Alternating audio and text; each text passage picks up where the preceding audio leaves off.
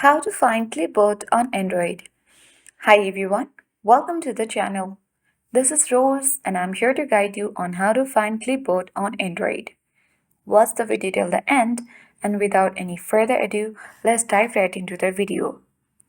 So did you know that on your Android phone, there is a place where you can go and see everything that has been copied and pasted on your Android phone?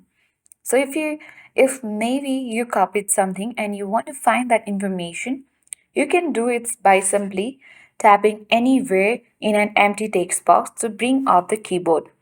And then you can easily see the clipboard icon on the keyboard's top of the screen. Simply you have to select that and then you will see the clipboard section, and from here you can simply touch and hold the clip to pin it. Unpinned clips will be deleted after 1 hour. You can use the edit icon to pin, add or delete clips as well. You can use the trash button to delete.